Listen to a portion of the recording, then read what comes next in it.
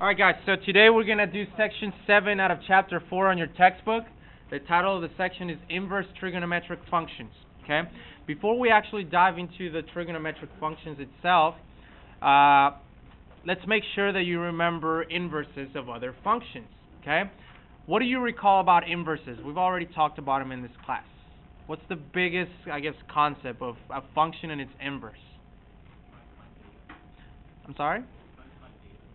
You must have talked to someone else in this class, but we're not talking about trig yet. Go back to algebra. Inverses. They flip what? X and Y switched. Do you guys recall that? And then we talked about how not every function has an inverse. How would you know if a function has an inverse? Recall that for a function to have an inverse function, it must be 1-to-1, which means that it needs to pass the horizontal line test and the vertical line test. Okay? Very quickly, if you had y equals x squared, you already know the shape of that, right? Will that pass the horizontal line test? It wouldn't, so you would say that it doesn't have an inverse. However, while we were talking about inverses with algebraic functions, we talked about that there is a way in which we can have an inverse for that function. Do you guys recall? What can I do to the function? I need to manipulate it in some way. Restrict it from... Because here's what happens. If I graph that, it looks like that. Agreed? Will you pass your vertical line test? Will you pass your horizontal line test? At that point, would you then safely assume that it has an inverse? Yes? Without that restriction, it wouldn't. With it, it would. Correct? Now, how would you find it? Do you guys recall? Switch them. So instead of saying y equals x squared, you would say x equals, and then solve for y, which means that y would be the square root of x. So then we can make the assumption that if f of x equals x squared, then its inverse would be square root of x. Agreed? And this is just a quick recap of what we learned during that algebraic unit, correct? Everything we just did with that function, we're going to do them to trigonometric functions. That's all we're doing. Okay? Ready? Okay. You have sine, cosine, and tangent. We'll talk about secant, cosecant, and cotangent later on. Will you pass your vertical line test for all of this? You sure would. But then, fail the horizontal, and fail the horizontal line test. Then at that point you would say, there's no inverses, right? Unless there is somehow, some way that I can restrict the domain to make this work. Agreed? Now, because these functions are cyclical, what does that mean? Repetitive, and they look like a wave, right? There is a whole bunch of domain restrictions that I can do to make it work. Agreed. For example, I could say that I can go from, in the green here, from here to here, and that would pass your horizontal and vertical line test. Agreed? However, maybe someone else sees it as from here to here. Would that still pass the horizontal line test? So do you guys understand how I can restrict the domain in a whole bunch of infinite ways? Because this is a cyclical function. What we're going to do for this class is we're going to restrict the domain in ways which is going to make our lives easier. Okay? And the way to do that is to always stay close to the origin. So in other words, I'm going to focus on this yellow part here. Okay?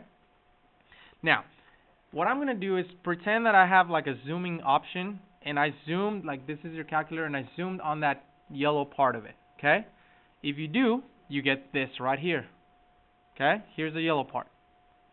Alright, so here's what we know. If we restrict it, then it looks like that. Will it pass the vertical line test? Will it pass the horizontal? So can I have an inverse? You sure can. Let's focus on the parent function first. If I restrict my domain, what would be my domain based on the observations that you have here on the graph? Negative 1.5708 to positive 1.5708. Well, to make it simpler, I'm going to tell you that that's the same thing as saying pi over 2 and negative pi over 2. So your domain is negative pi over 2 to positive pi over 2. Inclusive or non-inclusive, guys? Inclusive. So we need brackets. What's your range? Negative 1 to positive 1, inclusive. Agreed? Bless you. All right. Now that we determined the domain, the range, and we've determined that this passes both the vertical and the horizontal line test, we can safely say that this has an inverse. Okay? With trigonometric functions, if this is the parent function sine of x, to find the inverse, we use the word arc. That means inverse. So the word arc means inverse. And then it's going to be followed by a function. So in this case, it says inverse of sine. Okay? You guys with me? Now, earlier you guys told me that when you have the function and you have the inverse, all you had to do was switch the x and the y. Correct? So here's my question to you. This point right here is 0, 0. If you switch the x and y, you get the point, which is right here. Agreed? This point right here would be what? This one right here. Negative pi over 2, comma. So if you switch the x and y, you would have... You see that? And lastly, then, this would be 1, comma, pi over 2. You see that? Because this right here would be pi over 2, comma, 1. And using that whole concept of switching x and y, I came up with this sketch. Why did I decide to do this curvy behavior? Well, if you know the parent function of sine, sine has this curvy behavior, agreed? Okay. However, some students ask me, well, how did you know that it didn't go like that? You see what I'm saying? Well, if that's the case, you can find a couple more points to plot, and you can plot them in there, okay?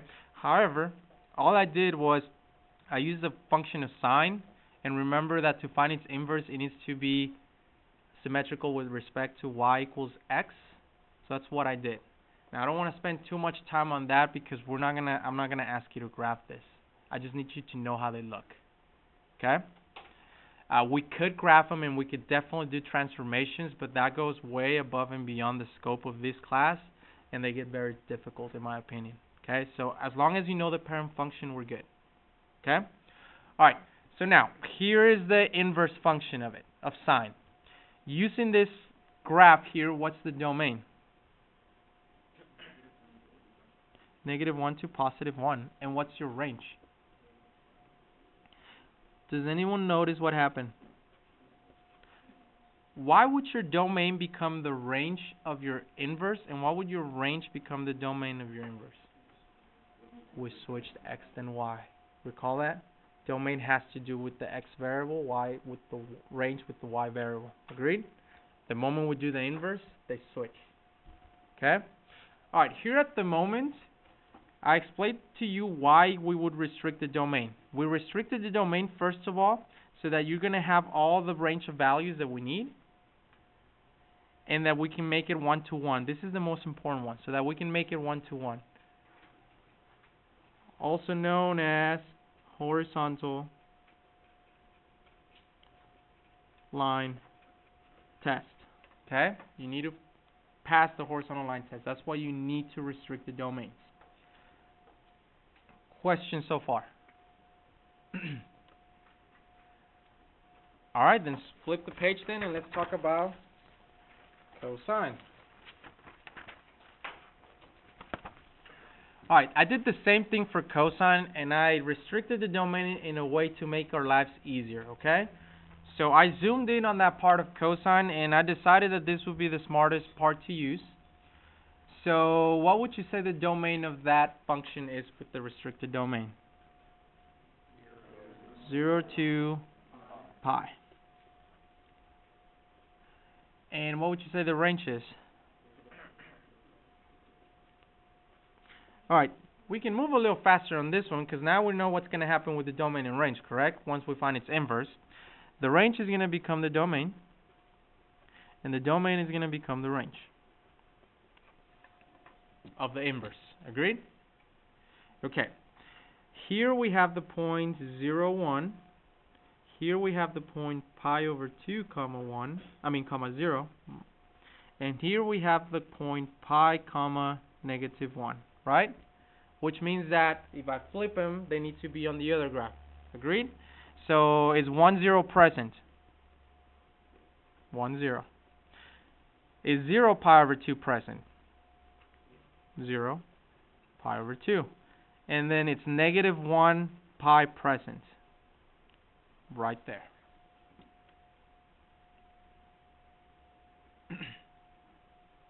Okay? Tangent.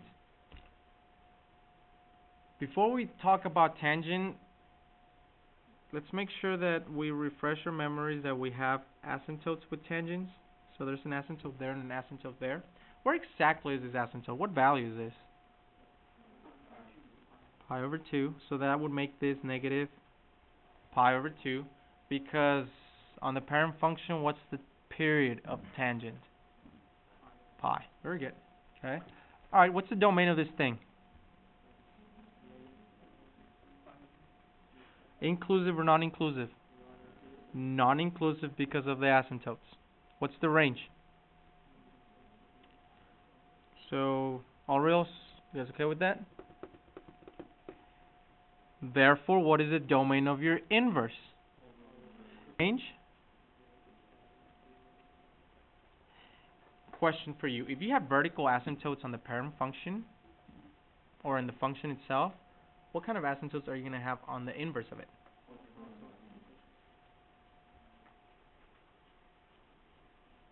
So in other words, technically this asymptote was located at x equals pi over 2, which means that you need to have an asymptote at y equals pi over 2 on the inverse of it. Correct? Cool.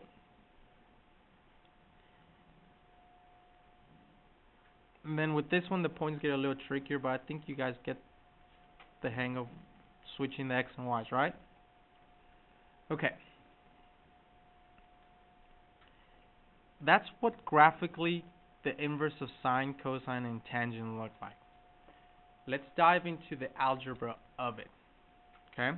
Which there's going to be some rules that you have to memorize, which are here at the bottom, but let me make sure that you understand this, okay? So ignore the top part here for a moment, okay? Let's pretend that you have the following. Sine of x, that's the function, y equals sine of x. That's a function that you know how to graph, correct?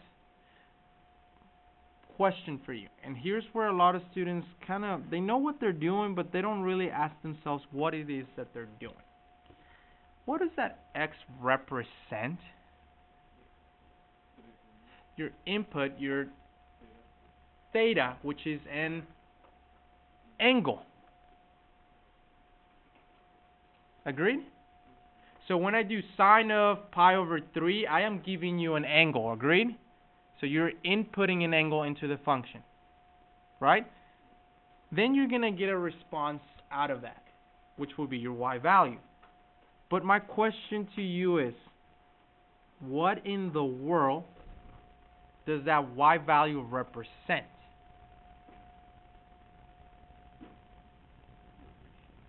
A what? A ratio? Why would you say that? You're totally right. Why would you say that it represents a ratio? I can't put it in any other words. Very good. This right here is a ratio. But I'm going to be very specific. It's a specific ratio. It's the ratio of sine. It's the ratio of, so sine is opposite over hypotenuse. And here's where I want to take a moment to make sure that you understand this before we go any further in this class. I'm noticing that a lot of you guys are kind of SOHCAHTOA because you're like, that was geometry. We're in pre-cal, so forget that. The only reason why this class exists is because of SOHCAHTOA. Without it, we would not have a unit circle. Here's my question to you. The lesson where we learned the unit circle, recall that I gave you an activity. How did you find all the coordinates? With a triangle. You guys recall that? Even though we're on a circle, we could not find all those coordinates without using that triangle. Agreed? The existence of the unit circle, it's because of that right triangle. So, there are ratios. So every time I asked you about your unit circle, what's the cosine of pi over 6? What am I really asking you for? The ratio of, if it's cosine, adjacent over hypotenuse. That's what I'm doing. And now you have this unit circle so that you don't have to draw a triangle every single time. Are we clear? So, every time I give you an angle, you're getting a ratio out of it, depending on what it is. So in this case, it was sine. It was a ratio of opposite over hypotenuse. Cool? All right. We said that we can find the inverse of this, correct? If I find the inverse of this, you would switch x and y. Agreed? So then this becomes x equals sine of y. Question to you. What does the x represent? It still represents your angle. Agreed? And what does the y represent? It still represents a ratio. Agreed? Okay, so here's my question to you. Do you know how to take the sine of a ratio? You don't. You only know how to take sines of angles. Agreed? And that's where the concept of inverses come into play. Okay? Look, here's what, isn't this right here what we have here? Right? Do you guys see that? This isn't possible. You have to think of inverses. The way to rewrite this as an inverse, it's y equals inverse sine of x. What happened? In other words, you're getting rid of the sine with the y, and you're taking the inverse of x. Check this out. Cosine y equals x. Get rid of the cosine and get the inverse of x. You guys see that? Y, tangent y equals x. Get rid of the tangent, so y equals inverse tangent of x. Do you guys see what's happening? Okay? This will make more sense here in just a second. But let's summarize this. If I do this, the y represents what?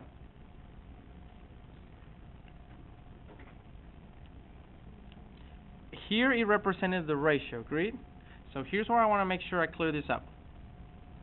Because I have to make this a function of y, your y is no longer the y that you had previously. It's your angle. Once we turn this into an inverse, your y is now your angle. And your x is your ratio. So here's what inverses do. You ready? Inverses help find an angle given a ratio. And if you're a little confused, stay with me. It would all make sense here in just a second. Okay? So to summarize that conversation, we're going to be using inverses to find angles. That's what we're going to be doing. Okay?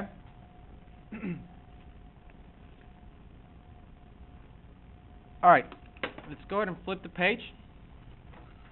And before we actually try some problems, I'm going to give you some rules and restrictions that you're going to have to use. Okay?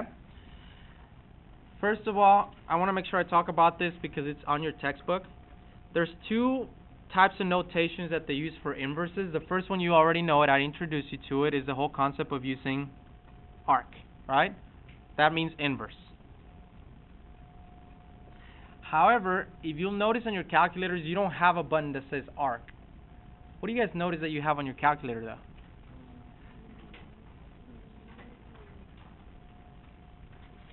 You guys see those buttons? This also means inverse. Okay? So you need to be familiar with both of them because you can use both of them and they mean the exact same thing. This does not say that this is a power of -1, I repeat. That means inverse of sine. Okay? Alright. Here's a summary of what I just explained to you guys in case you got confused on that conversation. You need to understand that if you have cosine of pi over 3 is what? Your angle, which means that your result needs to be a ratio. What you need to understand is that if you have an inverse, what does that 1/2 represent? The ratio, and your answer is an angle. That's summarized in plain English. Okay, that's the simplest I can put it into just plain English. Okay. And lastly, it takes you to step 4, or well, it's not really steps, but some guidelines that you need to know. I want you to put a star by this, or somehow, some way, bring your attention to number 4. The only way that this is going to work is if you use your restricted domains. There was a reason why I took that time to go over the graphs and why I talked about the restricted domains. Because without those, we cannot solve any algebraic work. Okay? So just so that you remember, what's the restricted domain for sine?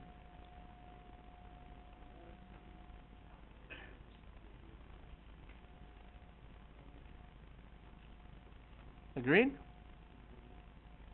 For cosine?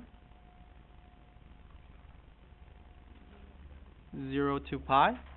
And for tangent? Negative pi over 2 to pi over 2 non-inclusive. Okay? Okay. I feel like most of us understand this, but once we start doing the problems, we forget this. So let me make sure I explain this to make sure we're all on the same page. You don't have to draw this if you don't want to, but at this moment, I just want you to pay attention. If you want to draw this later, you're welcome to draw it. Okay? Here's your quadrants, right? Quadrant 1, 2, 3, and 4. 0 is always in standard position, right? Always, always, always. Where would pi over 2 be? At the top. Agreed? It is positive if I go counterclockwise. You guys recall that? Well, here's the question. They also want you to include negatives. How do you find negative angles? Clockwise. So then where would negative pi over 2 be? But here's my question. Isn't that the same thing as 3 pi over 2? Right? I'm going to talk about that here in just a second. So then where would pi over 4 be located?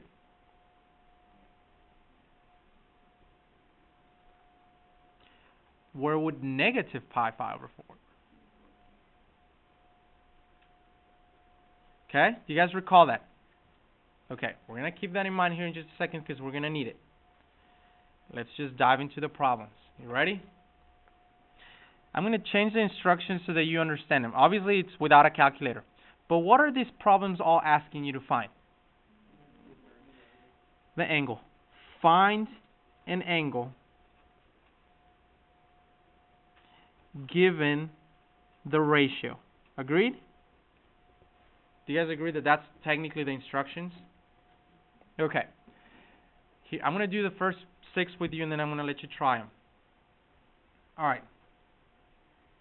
Sine, we have inverse sine, and we have a half. It says we are looking for an angle whose sine is a half. Agreed? Now, I'm going to actually add something to your notes previously here to make it even easier for you. You ready? If the domain for sine is restricted between negative pi over 2 to pi over 2, that would be from here to here and from here to here, right? What quadrants are those? Okay, I want you to add this to your notes. So go ahead and add that. Quadrant 1 and quadrant 4. Would that be the same thing for tangent? I agree, right? It's the exact same restrictions, just it's not included, right? Question for cosine. What quadrants would you be using if you're going from 0 to positive pi? Quadrant 1 and quadrant 2. I'm going to explain how this comes helpful here in the problem. You ready? If you're using sine, what 2 quadrants are you looking at? Okay, so what I like to do is I like to write it next to here. All right. Here is where all these things that we've been learning start to connect. All students take calculus. If it's sine, where would sine be positive? Quadrant 1 or quadrant 4? So that means we're not going to even bother looking at quadrant 4. You guys see how that it's positive, right? Okay. Then it becomes very easy if you know your unit circle. In quadrant 1, there is an angle whose sine is 1/2. What is that angle? Radians. And that's your answer. So you see how easy this can be if you know your unit circle. Okay? Number 2, its sine. Which two quadrants should you be looking at? Quadrant 1 and quadrant 4. If it's positive, quadrant 1, so that's easy. In quadrant 1, there is an angle whose sine is square root of 3/2. What angle is that? Pi over 3.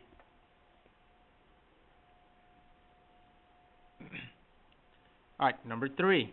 What quadrant should you be looking at? 1 and 4. Where would sine be negative? Quadrant 4. So you're looking at quadrant 4. And then this gets a little tricky and you have to think about it. Where would there be a sine of -1? I keep hearing it. I would say conceptually you're correct. That 3 pi over 2 has a sine of -1. However, 3 pi over 2 is not within here. And let me explain why. If I draw a number line, here's, let's say that's 0, right? Negative pi over 2 would be located right there, and maybe pi over 2 would be located right there, right? All my answers need to be within these ranges, right? So anywhere within there. But 3 pi over 2 is way out here. It's not within the values that I can use. How can I work around that to make it work? Jay, what do you think?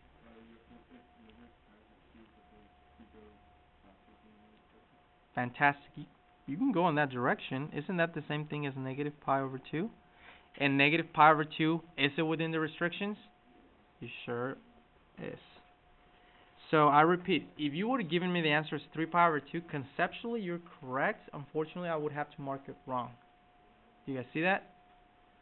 Okay. Should I continue doing the rest, or do you guys want to just go ahead and start trying this? What do you guys think? Okay, I'll do one more since you guys are so... Okay, I'll do number 5. Well, actually, I'll do 4 and 5 because we haven't dealt with really negatives with sine. Okay? Alright. Number 4. What quadrants should you be looking at? 1 and 4. Okay. Quadrant 1 is positives, right? All positives. Quadrant 4, would sine be negative? So we're looking now into quadrant 4. Even though we're looking into quadrant 4, can I be thinking of angles such as 7 pi over 4? 11 pi over 6? 5 pi over 3? No, because those wouldn't fall within the... So what type of angle should I be looking or thinking of? Negative pi over 6, negative pi over 4, negative pi over 3, negative pi over 2. Those will fall within the restrictions, agreed? Okay. I don't want to confuse you, but here's what I do. Remember how I say, and I keep saying, if you know quadrant 1, you're good to go? I'm going to use the concept of reference angle, so that's another thing we've learned to help us out. Okay? Reference angle, that means it's in quadrant 1, right? So I'm going to ignore negatives and whatever. What angle in quadrant 1 has that ratio? Pi over what? Ready? It's on quadrant 4. Reference angles make your life a lot easier. Again, if you're still not comfortable with reference angle, I suggest you come and get help from me. Or if you really just don't like reference angle and you just want to memorize them, then go ahead and memorize them. Okay? Number 5. Quadrant 1 and quadrant 2. Agreed? Because it's cosine. Quadrant 1 and quadrant 2. Where would cosine be positive? Okay, awesome. Quadrant 1. There's an angle in quadrant 1 whose cosine is square root of 3 over 2. What is it? Pi over 6. And I guess I'll just finish the page. Why not? Okay. Number 6. If you want to, like, I would just rewrite the, I don't know, it bothers me because I like it to match what I know, right? 0.5 is the same thing as 1/2. Okay. What quadrants are you looking at? Quadrant. Agreed? Okay. Which of those quadrants would cosine be negative? Quadrant 2. Alright, here's where you got to be careful if you are going to use reference angle. I repeat, if you're going to use reference angles, you need to be very careful. If you're not, then you shouldn't have a problem. We're looking for an angle, right? I'm going to use reference angle. What would the reference angle be? So in quadrant 1, right? In quadrant 1, there is an angle who has a cosine of 1/2. What would that be? Pi over 3. So would you say the answer is negative pi over 3? No. Why not? Cosine doesn't even have any negative angles. So then, if you're going to use reference angles, what is the equivalent of pi over 3 but in quadrant 2? 2 pi over 3. So you have to be careful and make sure that you're reading. Okay? I can see someone giving me the negative pi over 3 as an answer. And that would be an honest mistake. I can see that. Okay? I probably wouldn't take a lot of points off, but I'll definitely have to take some points off of that. So just think of whether you're using sine, cosine, tangent, etc. Okay?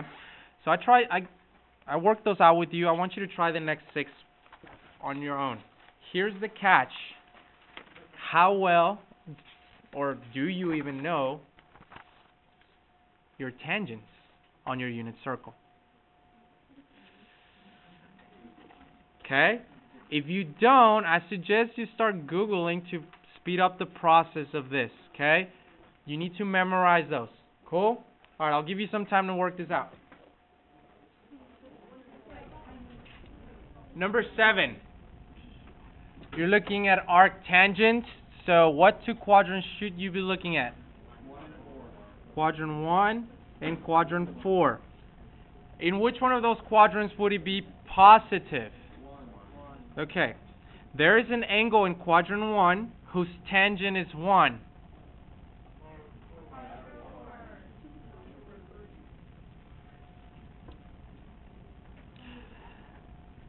Again, quadrant 1 or quadrant 4, it is positive, so I'm looking at quadrant 1.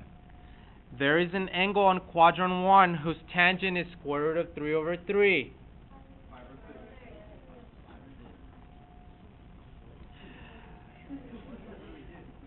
Quadrant 1 or quadrant 4. And this is where it gets tricky because 0 can't be positive or negative.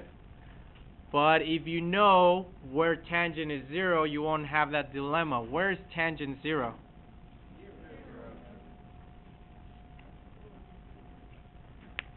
Okay. Number 10. You're looking at cosine, so you're looking at quadrant 1 or quadrant 2. It is negative, so you're looking at quadrant 2. What angle in quadrant 2 has a cosine of negative 1? Pi. Alright. Sine, quadrant 1 or quadrant 4. It is negative, so it's going to be in quadrant 4. I'm going to use reference angles again, one more time. So I'm going to use quadrant 1, and I know that in quadrant 1, the only thing that has a sine of square root of 2 over 2 is pi over 4, right? But because it's in quadrant 4, I'm going to throw in the negative. And last but not least, what is arc cosine of 0? Pi over 2. Because this is the point 0, 1. That's pi over 2. Cool? Guys, if you're struggling with this, it's not so much the concept, it's more of memorizing your unit circle. Especially with the tangents, right? The tangents were the most challenging ones if you didn't know that. So I recommend, honestly, like if you see that table I drew for there, up there for you, if you can memorize that table or recreate it somehow, some way, this becomes a lot easier. Okay? Alright. So in other words, not only do you need to know your unit circle, you have to know it backwards. Cool? Alright, let's do this on the calculator. Take out your calculator, please.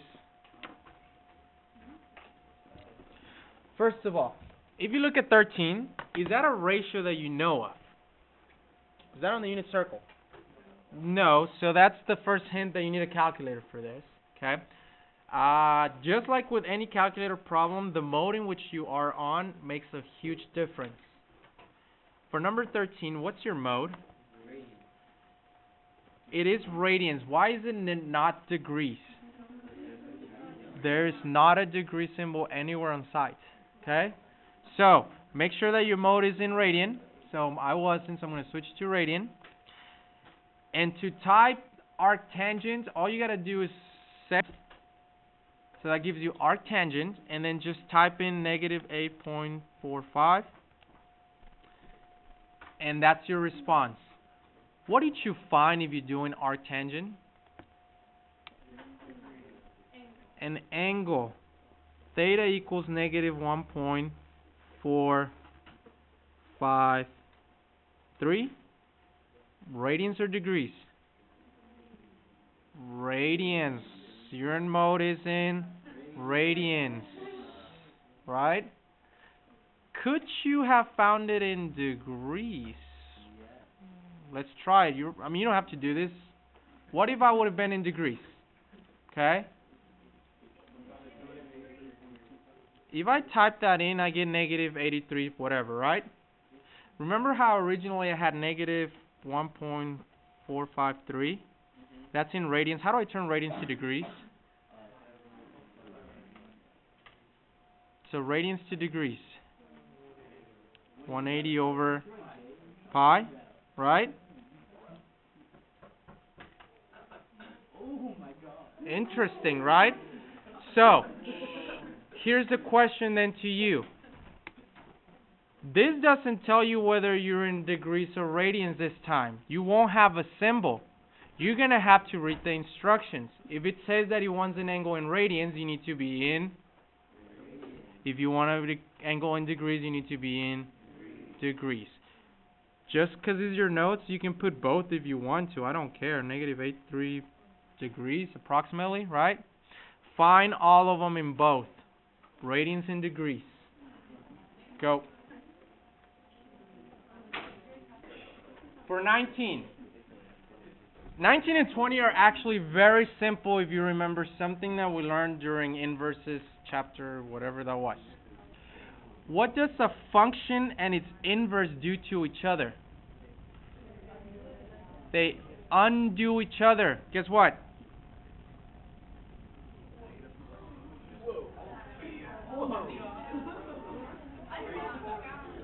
Pause before you get too excited. Alright. Here's something before you get too excited. Okay? There is a but for this. It doesn't always work. Listen, we're going to take a break after this and then we'll move on. But first of all, did we find an angle? So should this be theta equals negative 14? No. We found the tangent. We found a ratio. Don't forget this. This still works. Parentheses first. So I would have first found that. That would have been an angle. Agreed? Then I would have taken the tangent of an angle, which gives you a ratio. Here, is this an angle or a ratio? Same thing. Here not an angle. Here you're finding an angle, right? Then you take the cosine of that angle, which gives you a ratio. Now, here's my question to you. Remember how the ratios for cosine are between negative 1 and 1? Is 0.4 within that? That's what we're finding. The tricky part gets with tangent.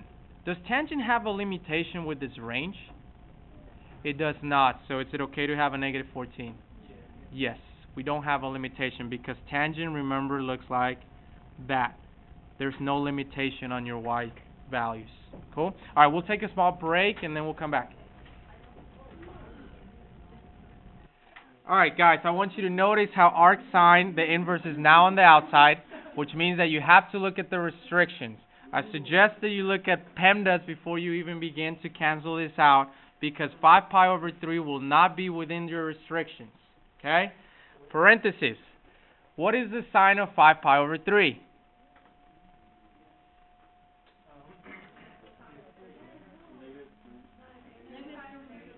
Negative square root of 3 over 2. You could have used reference angles. You could have used pi over 3. Right? Sine of pi over 3 is root 3 over 2. But 5 pi over 3 is located on quadrant 4. All students take calculus. Makes it a negative, right? Now, this has become a problem like the ones we've been doing. Inverse of sine. What quadrant should you be looking at? 1 and where would it be negative? I just gave you the answer, technically. On quadrant 1, what angle has a sine of root 3 over 2?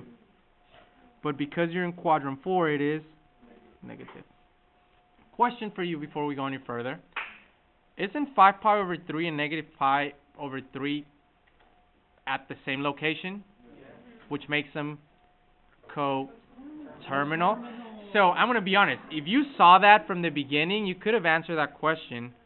However, I'm going to be honest. Very few students are able to make that connection right away. I don't blame you if you have to take that middle step. There's nothing wrong with that. It took 30 seconds, right?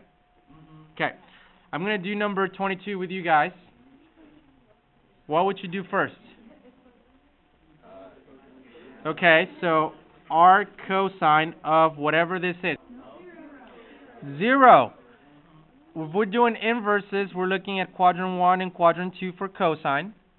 Between quadrant 1 and quadrant 2, what angle has a cosine of 0? Pi over 2. And then we get to something different. Alright. You have the inverse on the inside. They gave you a ratio. Agreed? Is that a ratio that you know of? You don't, right? It's not on the unit circle. But it is a ratio. Agreed? And it's a ratio of cosine. And we know that cosine, SOHCAHTOA, is what over what? Cosine, which in this case your adjacent would be 2, 3.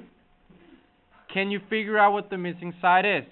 Now, it is not 4, but I'm going to tell you that that's 9 minus 4, so square root of 5. You can use Pythagorean theorem on your own. I'm sure you can figure that out. Okay? Now, you have a triangle. Can you find the sine of that triangle? It's not asking you to find the angle, right? It's asking you to find the sine. So then can we say sine theta? We don't know what the angle is yet, but we have a triangle, agreed? What's the sine of theta in this case? 5 over 3. You guys see how you can't just throw away SOHCAHTOA? Like I kept saying it, like it's still very applicable. Okay? Alright. 24 gets a little tricky, so I need you to pay attention. The reason why number 23 worked was because we were on quadrant 1. Can you guys tell me why I'm on quadrant 1? Because cosine can only be in quadrant 1 and quadrant 2, and because it was positive, you can only be in quadrant 1. Agreed? Now 24, it is negative, and it's for tangent. What two quadrants could you use? Because it's negative, you have to be on 4. Now, I typically don't need to draw the quadrants because I know how to apply it. But if you need to, what you can do is, here's your quadrants. Here's a triangle on quadrant 4. Agreed? Okay. Its tangent is opposite over adjacent, right? So 3 over 4. Based on the location of your triangle, what has to be negative, the 4 or the 3? The 3. And what's your hypotenuse? Can you answer the question of cosine theta?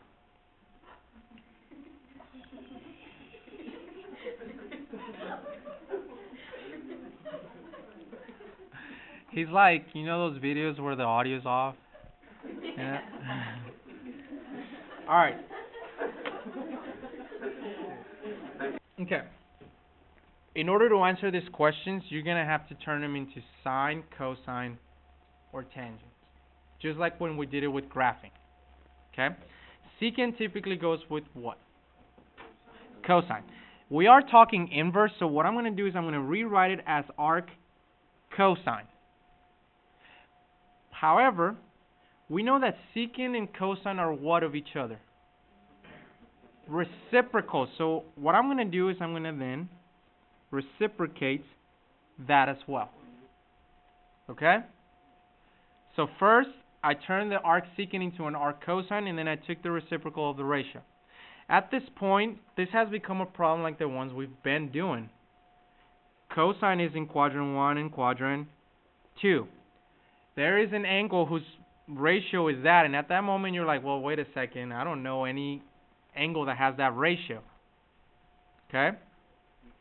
You could make a triangle, or you can simplify this in hopes that it will turn into something that we know. Here's the reason why I would do that before actually trying a triangle. I'm having these root 3's, and that just kind of gives me a hint. Like, root 3's are present a lot, right?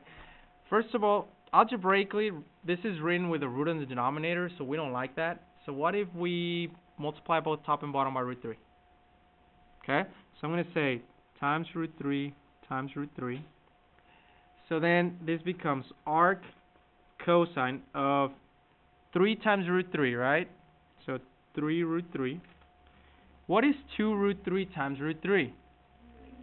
It's basically 2 times 3. Agreed? Okay. Does anyone notice what's going to happen here? The 3's are going to cancel, leaving you with arc cosine of root 3 over 2. Is that a ratio that you know? Yes. What quadrant am I looking at? Quadrant 1.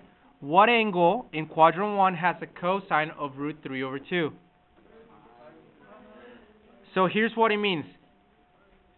At pi over 6, you have a secant of 2 square root of 3 over 3.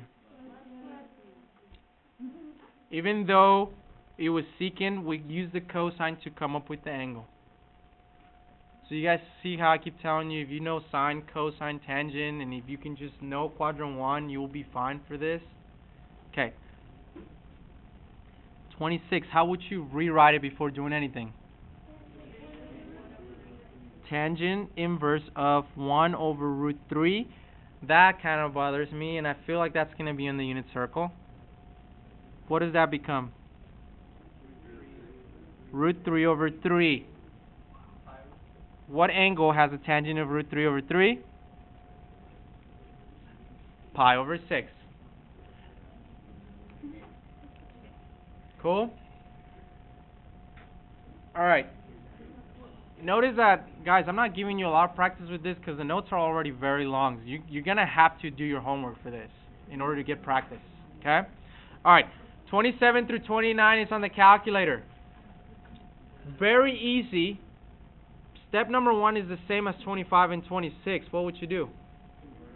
What would this become? 1 over, and then plug it in. This will be inverse cosine of 1 over negative root 7. Since this is on the calculator, don't even bother turning that root 7 into root 7 over 7. Okay? And then this will become inverse tangent of 1 over 6 root 5. Agreed?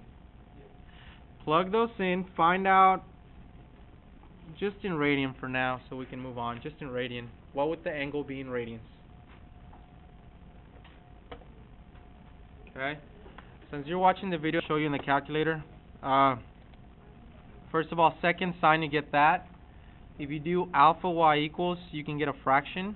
Oh, sorry. Second sign, alpha y equals, I'm going to put 1 over 2.46. And let me check my mode. I am in radians. So, 0.419.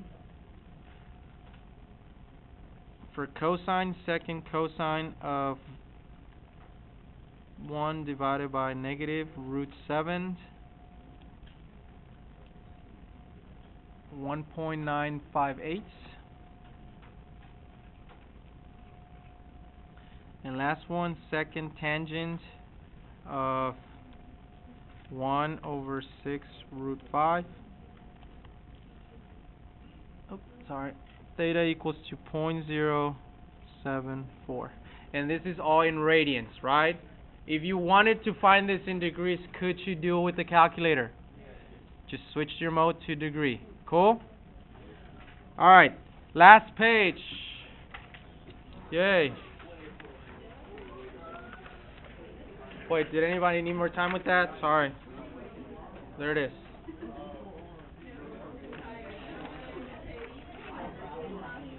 Alright, last page. Ready? Okay, just as a reminder, we use inverses to find what? To find angles, right? Okay, here's what we have. We have this triangle here. If yours got cut off by the copy machine, it says x plus 1. I'm not sure. Some of the copies were not that great. It says, use this triangle to write theta as a function of x. In other words, I want you to say theta equals what? Okay. Here's theta. I have the opposite side and I have the adjacent tangent. But since I'm looking for an angle, inverse tangent, right? So arctangent of what over what? Over. And that's a function of theta in terms of x. That's not the only answer. Does anyone have a different answer?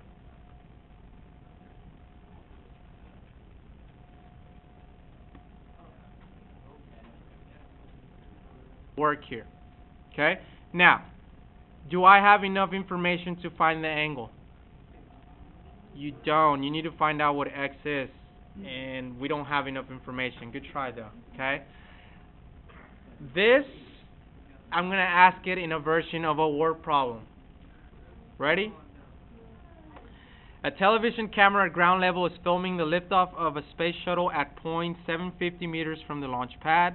Let theta be the angle of elevation, so hopefully you didn't forget what that means, to the shuttle, and let s be the height of the shuttle.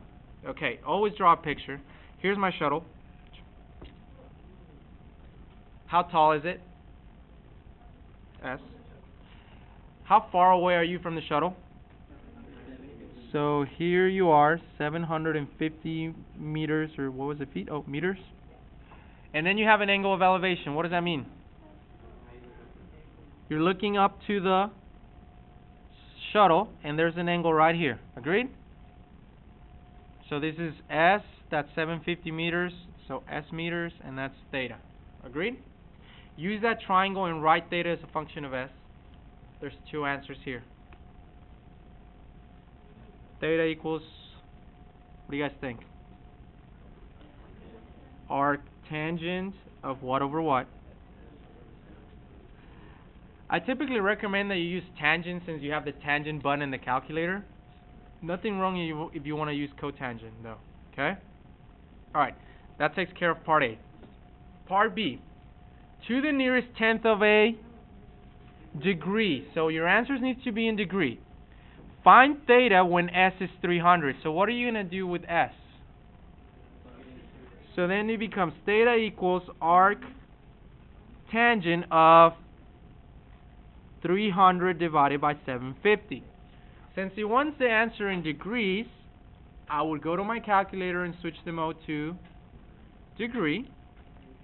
And then I would say second inverse tangent of 300 divided by 750. And he wants you to find the degrees to the nearest tenth.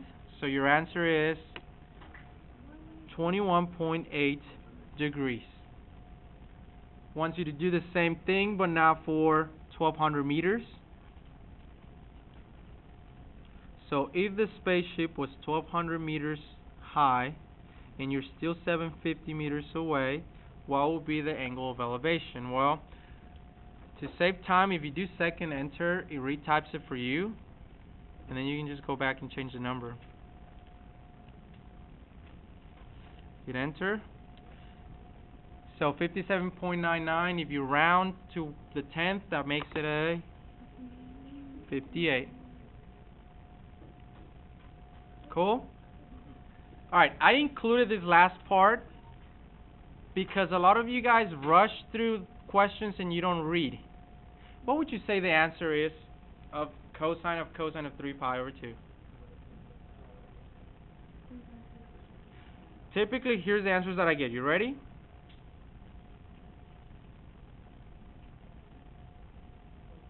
And at that point, I would say that you're wrong. Here's the reason why. Nowhere in here are you using inverses.